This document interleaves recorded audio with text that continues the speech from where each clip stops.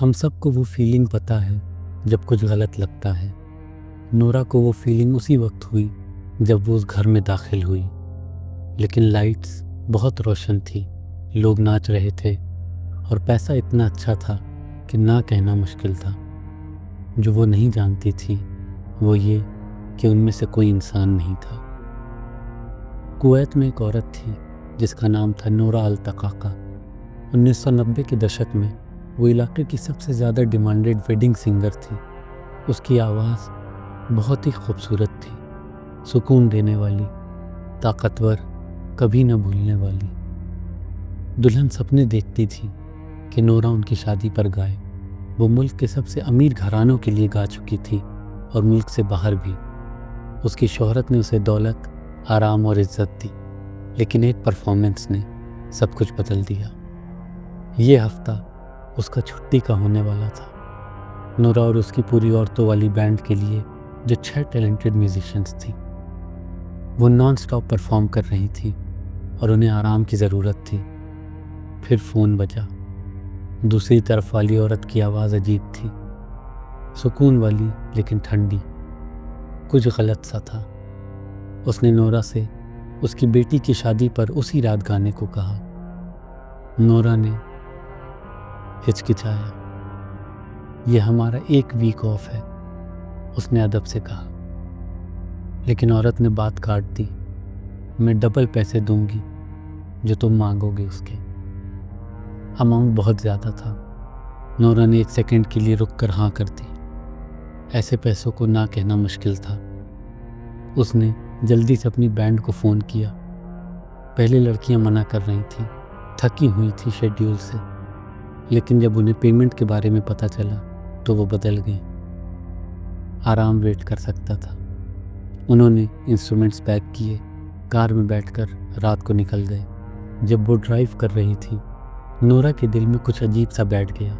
एक बेचैनी, एक चुप्पी वाली शक की सिसक। उसने कुछ नहीं कहा, उसे झुठला दिया। पता ढूंढना मुश्किल था, एक अलग थलग जगह पर, जैसे वो जगह ढूंढी नहीं जाना चाहती थी। लेकिन कुछ मुश्किल के बाद वो पहुंच गए। जो उन्होंने देखा वो एक शानदार विला था, बड़ा, लाइट से चमकता, लोगों से भरा। कार्स हर तरफ पार्क थी, म्यूज़िक अंदर से निकल रहा था और डेकोरेशंस अंधेरे में चमक रही थी। जिस औरत ने नोरा को फ़ोन किया था वो दरवाजे पर उनका इस्तकबाल करने आई। नोरा ने उसकी आवाज़ फ़ौरन पहचान ली। लेकिन जब उस औरत ने उसके गाल पर वेलकम किस किया, नोरा को झटका लगा। औरत की जिल्द, उसकी स्किन बहुत सख्त थी, सख्त पत्थर जैसी। उसके कपड़े भी अजीब थे, जैसे किसी और ज़माने के। रूड न लगने के लिए नोरा ने कुछ नहीं कहा। उन्हें एक रूम दिखाया गया जहां वो तैयार हो सकती थी। फर्नीचर धूल भरा और पुराना लग रहा था, लेकिन वो काम पर फोकस कर रही थी। नोरा और उसकी बैंड तैयार हुई, परफॉर्मेंस कपड़े पहने और स्टेज पर आई। जैसे ही नोरा ने गाना शुरू किया, लोग अंदर आने लगे। औरतें हंसती, ताली बजाती, नाचती। हॉल बिल्कुल भरा, एनर्जी बहुत ज़्यादा थी। लोग चीयर कर रहे थे और उनकी तारीफ़ कर रहे थे, गाल पर किस कर रहे थे और रात को इतना जादुई बना देने के लिए शुक्रिया अदा कर रहे थे। लेकिन वक्त गुजरने के साथ कुछ गलत लगा। रूम गर्म हो गया, घुटन वाला गर्म। बैंड के एक मेंबर ने ब्रेक में नोरा के कान में कहा, क्या तुमने नोटिस किया? वो सिसकी। उनकी जिल्द सख्त है और उनके जिस्म वो जल रहे हैं, गरम। नोरा ने भी नोटिस किया था, लेकिन वो पैनिक नहीं चाहती थी। उसने कहा, यह सिर्फ एक्साइटमेंट है। वो नाच रहे हैं, फोकस रखो। वो स्टेज पर वापस आई, लेकिन अब उनका नाच पागलपन की तरह हो गया था, बहुत वाइल्ड। औरतों के मूवमेंट्स अब इंसानी नहीं लग रहे थे। वो अजीब झटके वाले तर्ज से हिल रही थी। और फिर बैंड के एक मेंबर की सांसें रुकने पे आ गईं।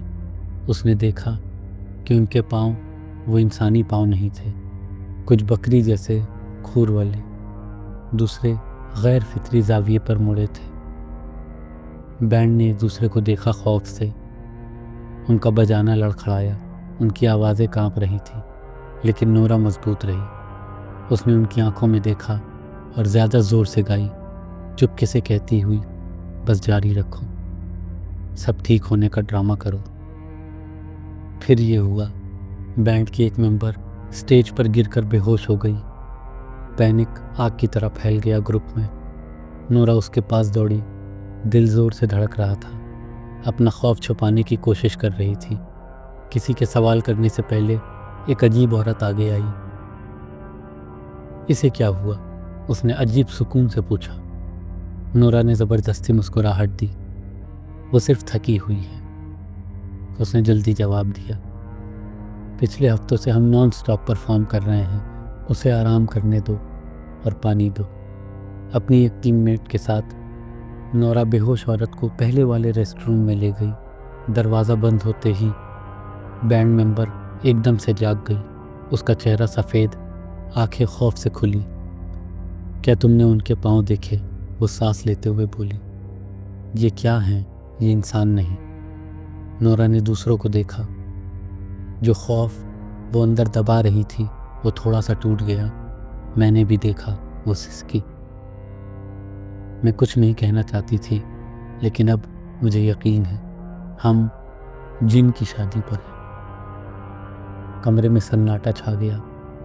अब हम भाग नहीं सकते, उसने जारी रखा। अगर हम खौफ दिखाए, अगर भागने की कोशिश की, वो हमें नुकसान पहुंचा सकते हैं या उससे भी कुछ बुरा।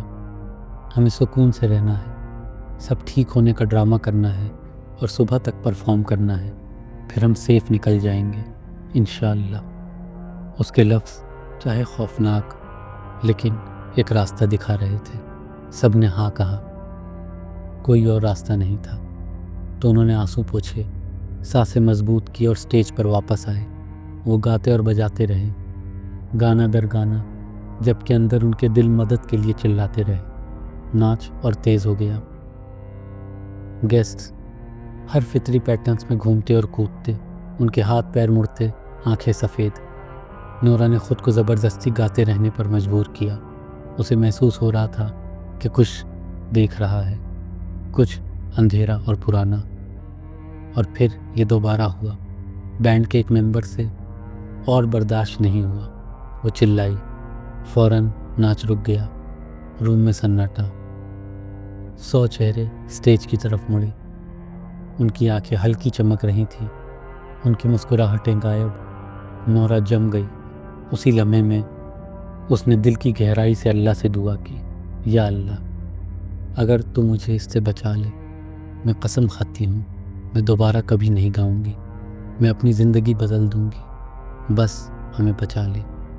और फिर जैसे आसमान से रहमत, फजर की अजान की आवाज़। जैसे ही अजान की आवाज़ हवा में गूंजी, सब कुछ बदल गया। विला की लाइट्स एक बार झपकी, फिर बिल्कुल बंद। अंधेरा कमरे को निकल गया और ऐसे ही गेस्ट्स गायब। कोई कदम, कोई आवाज़, कुछ नहीं, सन्नाटा। बैंड ने वेट नहीं किया। उन्होंने इंस्ट्रूमेंट्स उठाए और रात में दौड़कर बाहर निकल गए। दिल तेज़ धड़क रहे। बाहर रात की हवा ठंडी और सुकून वाली थी, जैसे कुछ अजीब हुआ ही ना हो। और फिर उन्होंने उसे देखा, एक बुढ़ा आदमी जो करीब मस्जिद की तरफ फजर की नमाज के लिए धीरे धीरे चला जा रहा था। पहले उन्होंने सोचा वो उनमें से है, लेकिन जब उसने खौफज़दा औरतों के ग्रुप को घर से भागते देखा, वो हैरान रह गया। तुम यहाँ क्या कर रही हो? उसने हैरानी से पूछा। इस जगह से क्यों निकल रही हो? नोरा ने सांस पकड़ने की कोशिश की। हम अभी उस घर में शादी पर परफॉर्म करके निकल रहे हैं, उसने पीछे इशारा करते हुए कहा। आदमी और ज़्यादा हैरान लगा। कौन सी शादी? वो घर 10 साल से खाली है, कोई उसके करीब नहीं जाता। लोग कहते हैं वो भूतों वाला है। कुछ लोग रात को उससे चिल्लाने की आवाज़ें सुनते हैं। नोरा ने पीछे मुड़ा। वो पहले शानदार विला लाइट्स, म्यूज़िक और लोगों से भरा लग रहा था, अब सिर्फ टूटा फूटा घर था। नोरा जमकर खड़ी रही, पीछे टूटे हुए घर को देखती हुई। वही जगह जहाँ वो घंटों पहले दाखिल हुई थी, सोचकर यह खूबसूरत रोशन वेला खुशी और जश्न से भरा था। लेकिन अब झूठी तस्वीर हट गई। वो ऐसा लग रहा था जैसे सालों से कोई जिंदा रूह वहाँ नहीं आई। खिड़कियाँ टूटी, दीवारें क्रैक और रास्ते पर घास उग गई। हर कोने में धूल। सच बिल्कुल साफ था, उन्होंने जिन की शादी पर परफॉर्म किया था। मस्जिद वाला बूढ़ा सिर्फ सर हिलाया और कहा, लोग सालों से उस घर से दूर रहते हैं, ये भूतों वाला माना जाता है। कोई वहाँ कदम रखने की हिम्मत नहीं करता। रात का खौफ उन पर हावी हो गया। नोरा और उसकी टीम अभी भी कांपती हुई बूढ़े का शुक्रिया अदा किया और चल दिए। उनके पाँव भारी लग रहे थे, जैसे ग्रेविटी बढ़ गई हो। चुप्पी में वो घर की तरफ चल दिए। किसी ने बात नहीं की, किसी ने हिम्मत नहीं की। अगले दिन नोरा ने अपने रूम में अकेली बैठकर यादों से परेशान चेहरे, नाच, गरमाई, बकरी जैसे खूर, वो सिसकी जो उसके कान पर लगी थी, गाना बंद मत करना, मुझे तुम्हारी आवाज़ पसंद है। उसे याद आया जब एक जिन औरत ने उसके गाल पर चूमा। उसकी जिल्द पत्थर जैसी कैसी लगी। रेस्टरूम में पुरानी धूल और सड़ गई की बू जैसे 100 साल से हाथ नहीं लगा। उनके नाच का तर्ज गैर फितरी, करीबन दरिंदा, और सबसे ज़्यादा वो याद आया कि अजान बजते ही वो गायब हो गए।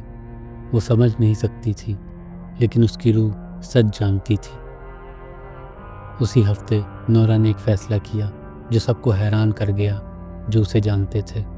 उसने म्यूज़िक पूरी तरह छोड़ दी। सब फ्यूचर परफॉर्मेंसेस कैंसिल कर दिए, सब डिपॉजिट्स वापस कर दिए और अपने म्यूज़िकल इक्विपमेंट्स भी बेच दिए। उसे इस दुनिया से कोई लेना देना नहीं था। उसने नमाज रेगुलर शुरू की। उसने अल्लाह की तरफ सच्चे दिल से रुजू किया, माफ़ी, हिदायत और हिफाजत मांगते हुए। उसने बाद में उम्रा और हज किया, रूहानी सफाई के लिए, अपने खालिक से सबसे मुक़द्दस जगहों पर दोबारा जुड़ा। उसने ख़ुद को कुरान, ज़िक्र और दुआ में डुबा दिया। जो औरत पहले स्पॉटलाइट में रहती थी, अब वो तन्हाई, नमाज और इबादत का सुकून तलाश करती थी। जब लोग पूछते थे कि उसने अपनी शोहरत के टॉप पर सिंगिंग क्यों छोड़ी, वो कभी कभी अपनी कहानी चुपके से अदब से शेयर करती। उसने एक बार वीडियो इंटरव्यू भी रिकॉर्ड किया, पूरी जिन वेडिंग की कहानी बताते हुए, लेकिन अजीब तरह वीडियो कैसेट गायब हो गई। कोई दोबारा नहीं ढूंढ सका। फिर भी उसकी कहानी जिंदा रही, फैमिली मेम्बर्स, दोस्तों से गुजरती हुई, और अब बेशुमार दूसरों तक, जो इसे एक ठंडी याद दिलाते हैं कि हमारे आसपास है या गैब की दुनिया। अगर आपको ये वीडियो अच्छा लगा हो तो लाइक, शेयर और सब्सक्राइब करें, ताकि आने वाले वीडियोस की खबर आपको खुद ब खुद लग जाए।